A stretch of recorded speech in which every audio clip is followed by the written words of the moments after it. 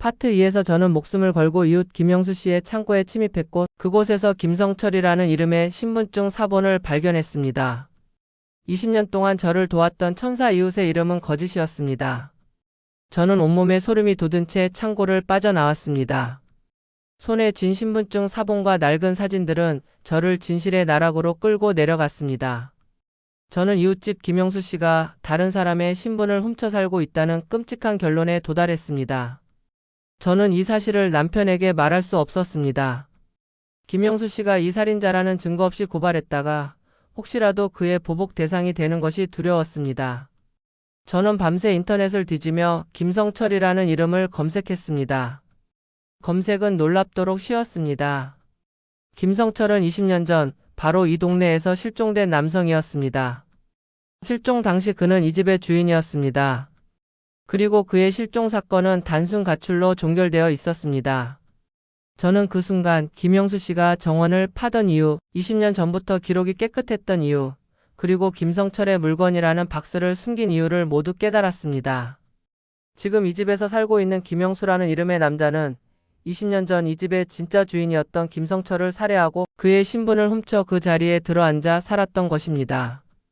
20년 동안 저의 가장 친절한 이웃은 살인자의 가면이었습니다.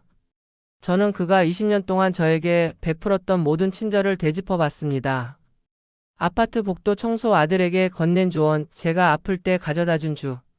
그 모든 것은 자신의 신분을 완벽하게 위장하고 의심을 피하기 위한 치밀한 연기였던 것입니다. 그 친절이 사실은 저의 목을 조르는 보이지 않는 밧줄이었다는 생각에 구토가 나왔습니다. 저는 곧바로 김성철의 실종 사건과 관련된 다른 뉴스를 찾아보기 시작했습니다. 저는 혹시라도 김성철을 살해한 범인이 과거에 저지른 다른 범죄가 있을지 알고 싶었습니다. 저는 곧 미제 연쇄 실종 사건을 다루는 지역 뉴스의 낡은 기사 하나를 발견했습니다. 20년 전 인근 도시에서 발생한 3건의 실종 사건. 경찰은 실종자들이 모두 자신을 도와주던 친절한 이웃을 만난 후 사라졌다는 공통점을 발견했지만 범인을 특정하지 못하고 사건을 종결했습니다. 그 기사에는 범인의 몽타주 대신 피해자들의 진술에 기반한 범인의 행동 특성이 적혀 있었습니다. 항상 웃는 얼굴로 접근, 이웃에게 사소한 도움을 주며 신뢰 형성, 주변 사람의 생활 패턴을 면밀히 관찰, 과거 기록이 전무함. 이 모든 특성이 저의 이웃 김영수 씨와 소름 끼치게 일치했습니다. 저는 확신했습니다. 그는 단지 신분 도용범이 아니라 20년 동안 이웃 행세를 해온 연쇄살인범이었습니다. 저는 경찰에 신고해야 한다고 생각했습니다.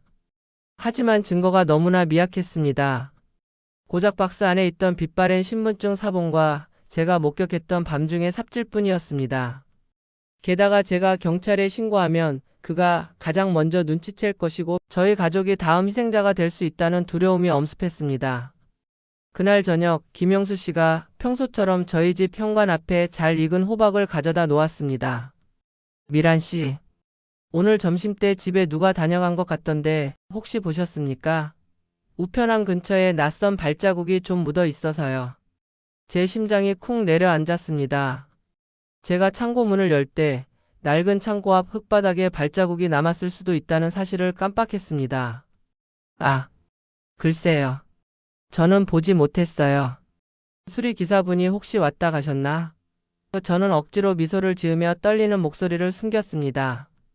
김영수 씨는 여전히 친절하게 웃고 있었지만 그의 눈은 제 눈을 피하지 않고 깊숙이 꿰뚫어보고 있었습니다. 그는 저를 의심하고 있었습니다. 요즘 동네가 하도 뒤숭숭해야 말이죠. 혹시라도 모르는 사람이 오면 제게 말씀하십시오.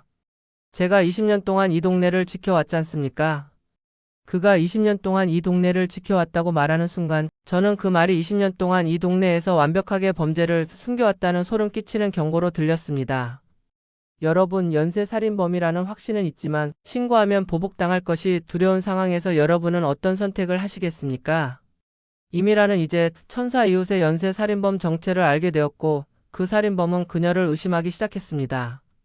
다음 파트에서 저는 이 살인범의 더 끔찍한 본성을 우연히 목격하고 살인마의 집 안으로 들어가 결정적인 증거를 찾으려 합니다. 그녀는 과연 증거를 찾아 무사히 빠져나올 수 있을까요? 다음 이야기가 궁금하시다면 지금 바로 알림 설정을 켜주십시오. 시청자님의 관심은 미란의 안전을 지켜줄 것입니다. 자, 이제 이 위험한 게임을 끝내기 위한 마지막 작전으로 들어갑니다.